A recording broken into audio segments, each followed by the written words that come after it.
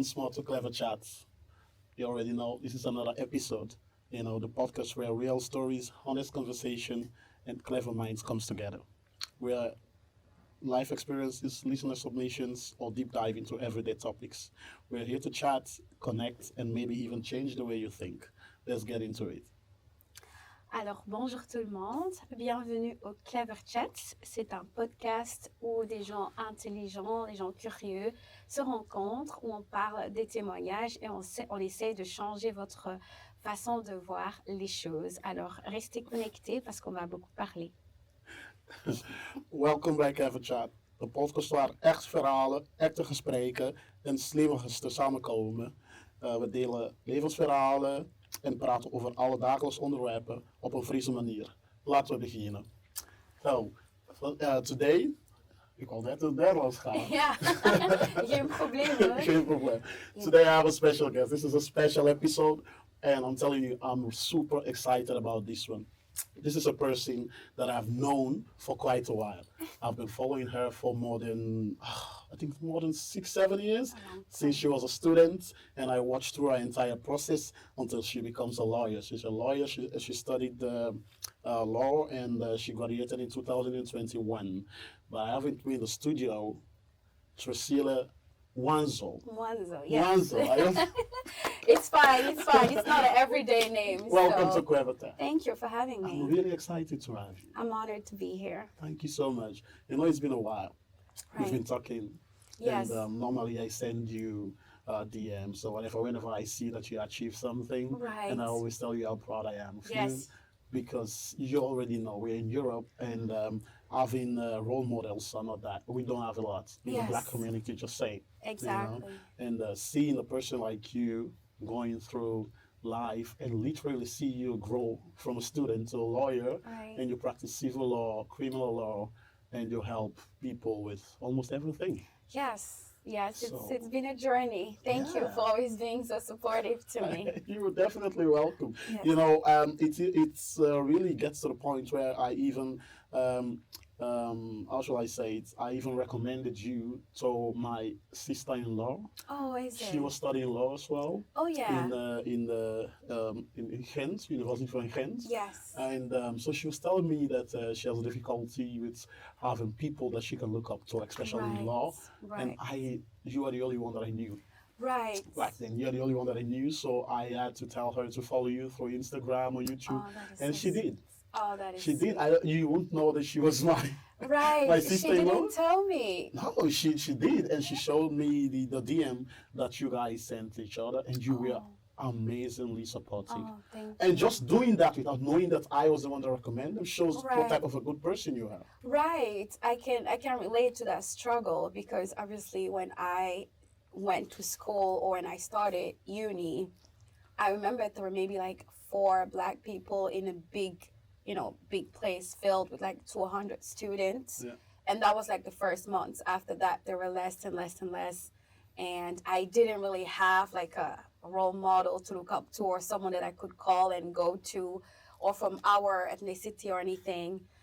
So whenever people write to me, I always try to be as supportive as I can. Oh, that's It beautiful. honors me. Thank you. That's beautiful. When she told me, I was really happy. I was proud, as if I'm Right. as if I'm a big brother to you already. Right. But it's really mind blowing, and so I wanted to pick your brain a little bit, Right. knowing who you are as a person, because we know you are the lawyer right now. That's a Right. beautiful achievement. I was looking through your profile. I Right. went through your Wikipedia, tried to read as much as I can. Wow. Search through your videos. I know I don't have the permission, but I tried No, to do it's as much okay. research as possible. It's no problem.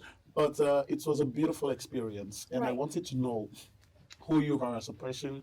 When were you born, if you don't mind sharing your age? No. And where do you come from? Were you born in Belgium? Were you born in Kinshasa? When do you Mm-hmm. make the transit? And then I will ask you questions as we go. But I want to know like your real life story from when you're from birth to where you are now as a person. If you can just summarize that. Yes, thank you for the question. So I'm Tresila. I am 29 years old, so I'll be 30 next year.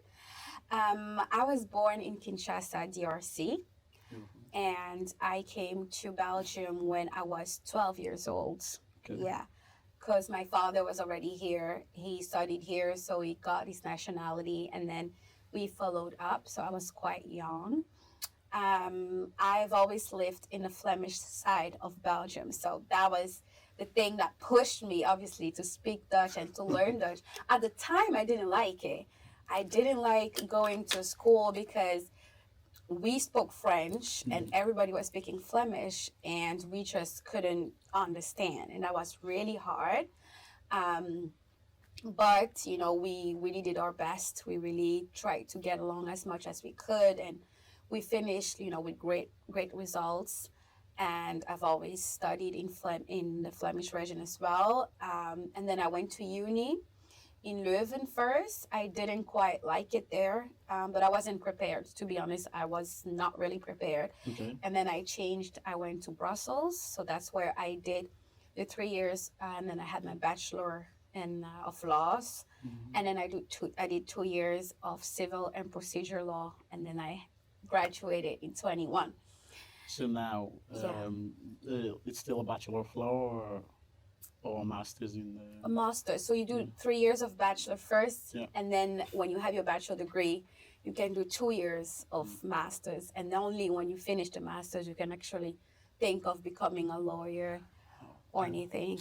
I wish I would have done my Master's, actually. It's never too late. No, it's never too late, that's too true. late. I can definitely relate to your story as well, because I also came to Belgium, actually Holland, when I was 17, going on 18. So I was Oh. actually almost an adult Yeah, when I came, and coming from Sierra Leone, we only speak English. yeah, So the same exact struggle that you went Right. through in school. Right. But for one or another reason, the language came in very fast, because unfortunately for me, I couldn't go to a normal school because by the time I arrived Belgium, I was already 18. right. So I needed to go directly to learn the language Right. before going to school. I had to do because I get the language in a year time. I can already speak the language. I right. finished the all the stages that were needed for the language. I think 4.2 was it.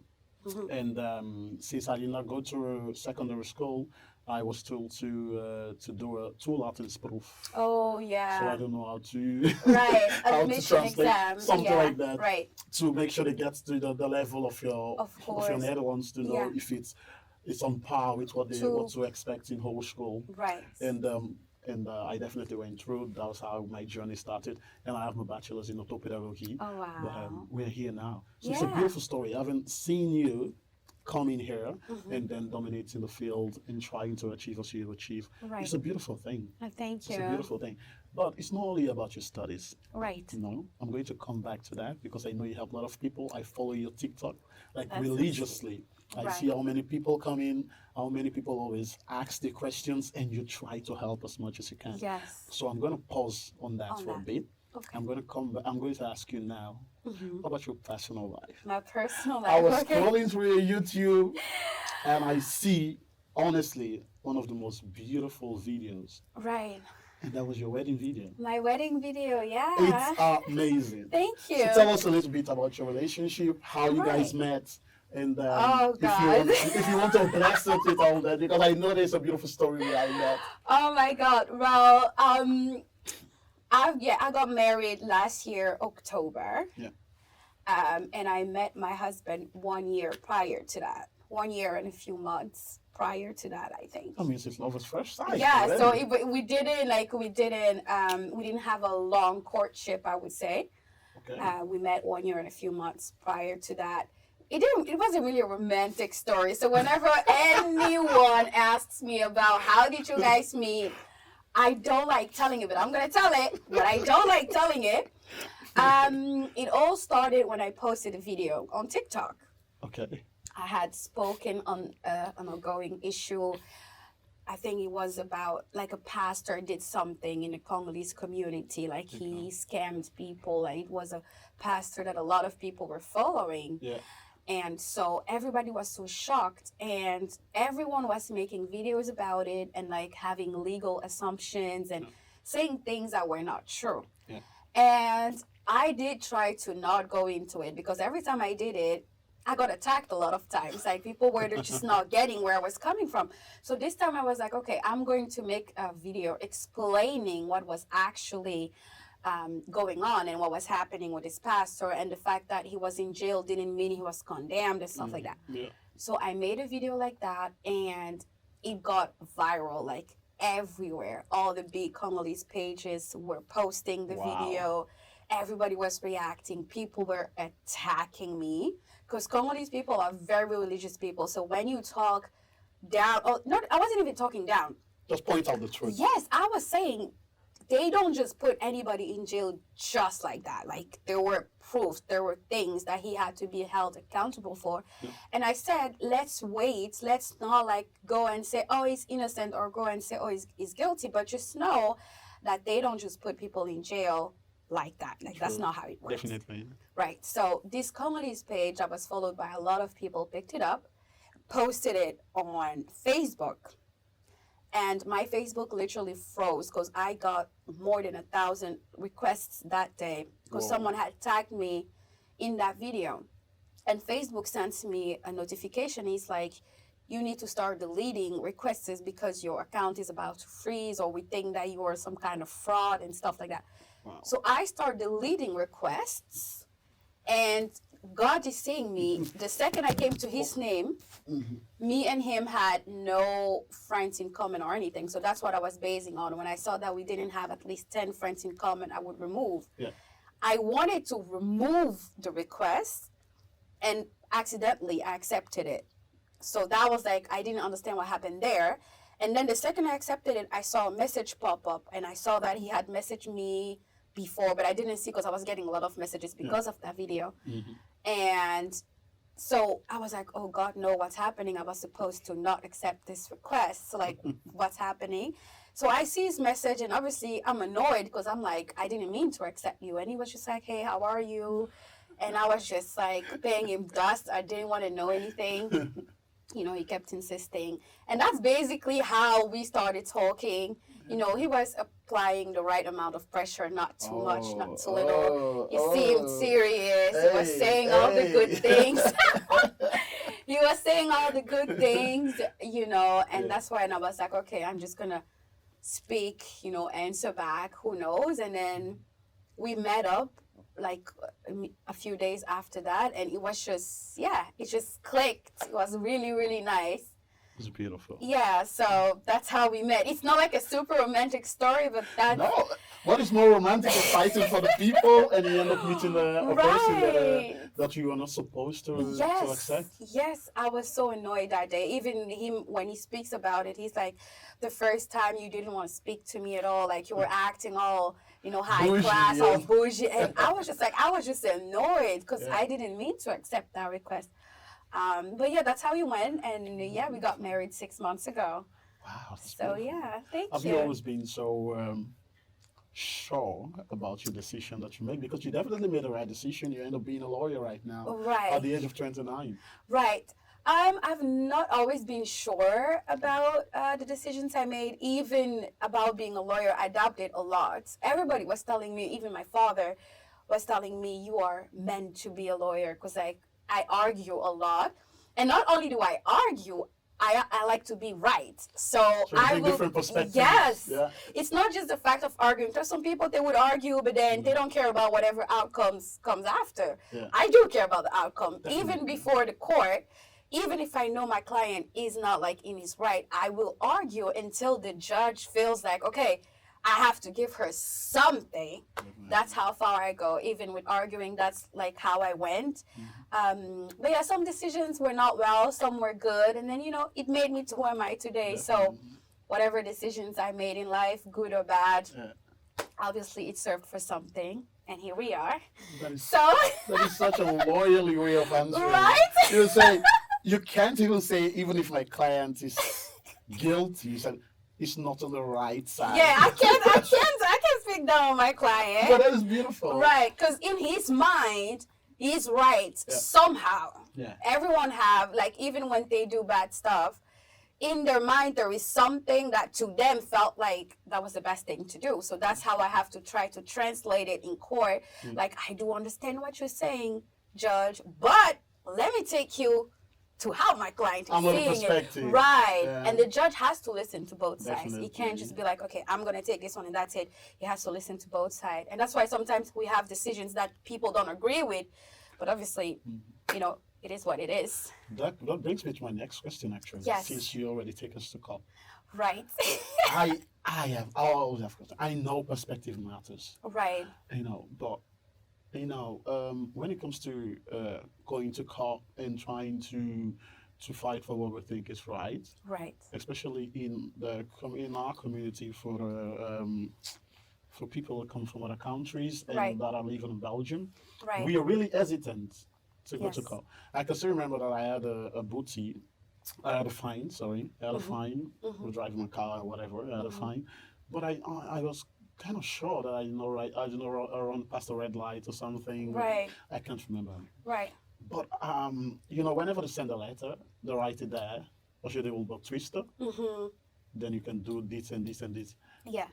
I have never had the balls To do to it. do that, even if I Right. think I'm right. Right. Why do you think that is? And I've asked all my friends, and almost in the foreign community, Yes. almost no one Yes. will go to court, even if they know they're right. Yes. There are people, because I saw that all the time you were talking about on your TikTok about landlords and people that rent Yes. and things you need to know Right. before you sign your contract. Before you sign. Some of the things that you might want to take a look at Yes. before and sometimes you can even take the court Right. based on the things. But we don't even know some of the rights that we have. Exactly. Especially on this side of renting. I would Yes. like you to go deep on that particular one. Yes. Because that is something that comes quite often in the Yes, community. exactly. Because the landlords, most of them are not foreigners, most of them are Belgians or Right. Netherlanders. Right. Doesn't matter, they are the ones that own the houses. And sometimes somebody might do something very little, Yeah. but because they are so afraid to appear in court, Right. they can't even do anything about it. They Exactly. will just pay the money, lose their waarborg, They rather and, do and that. some just like that. Yeah. Can you elaborate more on that? Yes, exactly. There is a huge fear, I feel like, of court or of authorities in general in our community, the Black community, the African community. And that is exactly why when I started my TikTok, I was actually doing videos in Lingala first. I did not want to reach everybody. I went all the way back. Yes. So I first wanted to only reach like people, Congolese people, because I was getting, some files at work. And I would look at it and I'll be like, did she not know that she could have done this and this and this? So I was seeing that a lot of times it was my people who was in Brussels, so a lot of Congolese in Brussels, and it was them making the same mistakes.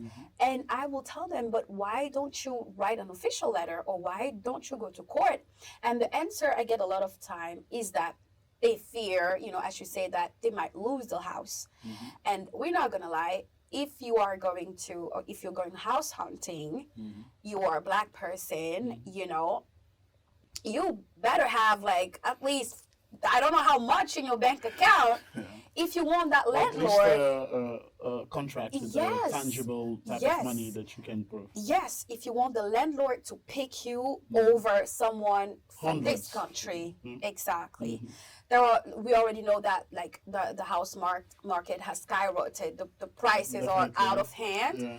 And so if on top of that, you are not from the country, you are not from Belgian origin, there are a lot of, there is discrimination, like we're not going to lie. No, that's true. Yeah, so a lot of times those people rather accept the situation for what it is.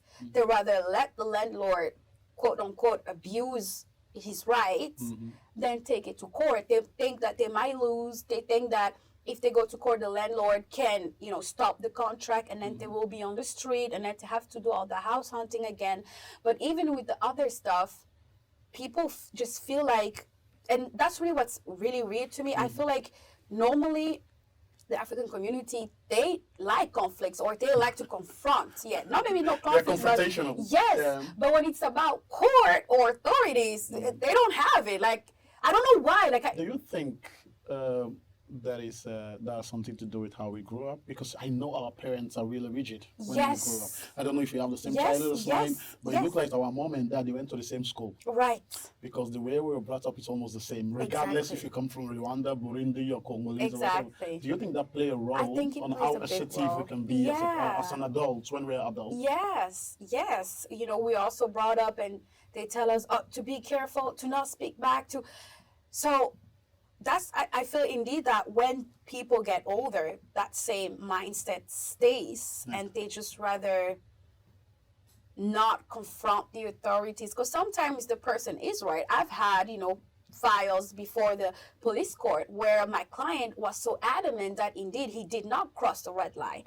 But the police somehow felt like he did cross the red light. So I had to go look at the file, and then in police court you have a number of seconds that they have to take into account before you actually pass. And even with the speed, you know that if they say you can drive 120, in reality you can go up to 125, because they will correct it back to 5, down. So a lot of times I've had cases like that where they did not correct it, where they say, oh, your client was driving 130 or 125, no correction, but then they convoke him to come before court, and then I have to tell the judge, well, you always have to correct. And in my case, it wasn't corrected. And then whether the prosecutor likes it or not, I will be right in that case. So I always say, double check. If we can start a confrontation, we will have to. Like, I'd rather try than just sit defeated. Oh, I'll pay the fine. Well, okay, pay it, but then you're losing money. Yeah. Hey, I've lost a lot of money. Me fines. too. Trust me. I don't know. Sometimes I feel like I'm following all the rules. Yeah. I'm driving really on par with the speed limit, but for some reason, But 2 weeks then- later, Right. it's crazy. But it's amazing that you sensitize people on a daily basis Yes. on TikTok and once in a while on YouTube on Right. how they can navigate the system and don't be shy to step up and Right. actually ask the right questions. Right. It's a beautiful thing. But I'm trying to say, how do you combine work, relationship, Right. TikTok? And I saw one of your videos when you were saying, oh, today was such a hectic day, I don't even have time to eat. Yes. And I need to rush the car, and I need to run Right. today. And the other Right. video, I just finished car, and it's almost like 6 p.m. I'm like, Exactly. 6 p.m.? Yes. What are you doing in car 6? I know, yeah. The 3 first years, when you're doing the intern, you're a lawyer, but you're a lawyer intern. Yes. Those were very, very rough years for me. So I was having a very hard time combining work and my private life, because obviously the first 3 years of your career, you have to please your boss, because he has to write an end assessment that's going to allow you to actually have your lawyer license and to be able to start your own law firm. So I did not have any balance between work and private. My work always went first. There were some weekends where, I was working, or I was at the law firm, people were going out and I was always working. It was really hard.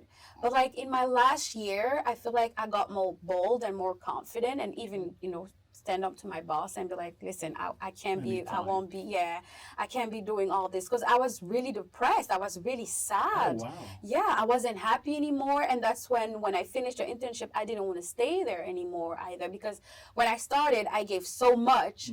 I wanted to achieve so much. I wanted to show him, hey, you made a good choice by choosing me, because there are a lot of students that cannot find internship or law firms where to actually do their internship. So And you're seeing the finish line already. Yes. I'm almost a lawyer. Yes. So I was like, I really want you to see that you did a good choice by choosing me. But then because I did that, he expected a lot. So he expected a lot from me at that time. So it was too much. I was at work 6 days out of 7. And that was just, I couldn't do it anymore. Couldn't be in a relationship. You couldn't go see your friends. But after a time, when I started to see that, I was doing a great job, I felt like I don't have to overachieve for someone to know that I'm a good catch. So that's when I was like, okay, I'm going to chill it, because at the law firm, I was the only one speaking French, the only one speaking English. Everybody spoke Dutch. So whenever someone came French or English, I would Let's take go the to case. French, Yes. So I said, well, you can't lose me, because those people need me at your firm. Definitely, yeah. So that's when I found, the art of talking and putting boundaries and saying, okay, no, now I'm going home, or that can wait. Tomorrow is another day. Tomorrow is another day. So when I was able to actually start working for myself, when I finished my internship last year, that's when I said I didn't want to work for someone a whole week again. So now I'm working at a law firm 2 days out of 5, and the other 2 days I'm at home doing my own things, working at my own pace. That allowed me to, keep my marriage and to It's To beautiful. combine everything. Yeah. If you don't put boundaries at work, it will ruin you. Yeah. I Yeah. have 5 more minutes Yeah. because I wanted to ask exactly how he dealt with all this. That's one. If you can just say that so short as possible, because after that we need to address the elephant in the room. I would say it's navigating corporate as a black Right. woman, Right. Right. not just a black immigrant, but a black woman. So the Right. first question is, how does Mr. Wanzo, Oh no, Wanzo is my name. oh, okay. Wanzo is my family name. Okay. Yeah. How does your My husband handling all this absent time, Right. quote unquote, Right. absent time with you trying to achieve as much as you can? Yeah. And the second part of the question is, how is it navigating the corporate? Look, I work in corporate as well, and I'm Oh. telling you, it's not as easy as everyone Right. thinks. It's not. So you are working now in the echelons of Yes. corporate, Yes. where overachievers are. Right. So how is it navigating that as not only a black immigrant, but also a Right. black woman, Right. young woman at that? Right. So to answer your first question, I think my husband, deals with it pretty well. He's very supportive, so he does understand and he's present with everything that I do. As you I can wish I see, can have you on camera. Right? as you can see, he has never complained or anything. Sometimes, like he was the pushing force Oh, that's behind beautiful. me actually putting boundaries with my old job because I would always drawn in work, work every time, and he was really the one that says no. At a certain point, you need to be able to tell him no. Yeah. I wasn't able to tell my boss no, but when we started our relationship, it has been like the motivation for me to put boundaries with a lot of things, not only work, but also even clients. Sometimes clients call me at 11 p.m., 10 p.m. Okay. And my husband was like, no, you finish at 6. After 6, the phone, that's even because of him that I now have 2 phones. My boss told me, no, you have to have 1 phone and always be available. But that's not, you can't do that. But my husband has always been very supportive of me. That's beautiful. That's Yes, beautiful. never made me feel bad for staying longer at work. Always Come making home sure. to massaging the feet. Yes, a home Hey, cooked man. meal. Hey. So And he's also from Congo? yes. Do That's Congolese why. men come like that? Yeah, well, I found a good one, so I can't speak about everybody, but Because I've heard some things. no, not all Congolese men are like that. Maybe he was like this, but not with me at I least. thought only. You won't try. Let me just leave it there. All right. Anyways, the second part of it, like I said, this is an elephant in the room, like a clever chat. Right. The entire niche of the entire part of clever chat Right. is navigating corporate as an immigrant or black person. Yes. So how do you navigate through a corporate? It has its struggles. Yeah. I'm not gonna lie. You are underestimated a lot, Yeah. and sometimes people want to see you at work before putting a value on you or before thinking, oh, this is someone we can take seriously. Especially in the beginning of my work or when I started, like judges will look down on you, other lawyers will look down on you, and especially when you're black, there is just a lot of ways people feel comfortable treating you. That must not feel very, very draining. Yes, it was really hard, and I've had to learn to be firm and to really stand up for myself and to never just go along and just laugh it off. No. I remember this is probably the one of the worst things that happened to me. I was supposed to go to criminal court. Yeah.